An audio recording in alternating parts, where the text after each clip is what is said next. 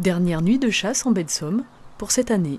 L'arrêté ministériel a fixé la fermeture de l'ensemble des espèces de gibier d'eau au 31 janvier et les canards plongeurs et les oies un peu plus tardivement, au 10 février. Résultat de longues négociations entre les associations de protection de la nature et les chasseurs, comme chaque année.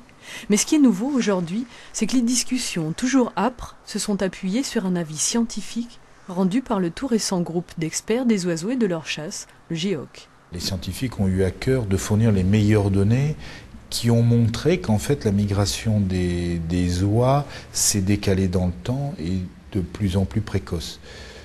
En ce sens, le ministre, lorsqu'il a eu à fixer les dates, ne pouvait pas forcément fermer trop tardivement les oies, eu égard à la réglementation européenne. Donc les faits scientifiques, la chronologie de cette migration a été prise en compte pour fixer les dates. Le GEOC, ce sont 9 membres, réunis autour d'une même table de travail, venus de toute la France, et dont l'autorité scientifique est unanimement reconnue. À sa tête, Vincent Bretagnol, chercheur au CNRS, spécialiste en écologie comportementale et en conservation des espèces menacées. Il rassemble ici tous les rapports scientifiques connus sur les oiseaux dont ils doivent étudier l'état de santé, pointe aussi les études manquantes ou les sources d'incertitude. Il est difficile aujourd'hui, quand on observe des tendances sur des populations, de savoir si ça provient de tendances liées à l'impact de l'homme, par exemple direct, si ça provient du changement climatique ou du changement d'usage des sols. 5 oies migratrices, parmi les premières remontées du sud, posées un jour de la fin du mois de janvier sur une prairie humide de la basse vallée de la Somme. Le ministère a demandé au GEOC de s'intéresser tout particulièrement aux oies cendrées. Elles hivernent peu en France. On ne sait pas si c'est à cause du dérangement ou du manque de nourriture disponible.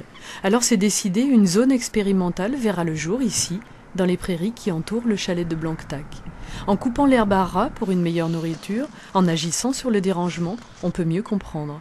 Ça a été fait dans d'autres pays, pas sur cette espèce, mais sur des canards. Il y a un certain nombre d'études au Danemark où les chercheurs, en association d'ailleurs avec les chasseurs, ont manipulé à la fois la qualité des habitats, donc la nourriture disponible, et la pression de chasse, en contrôlant ces deux paramètres et en regardant ce qui se passait au niveau des tailles de population de canards hivernants.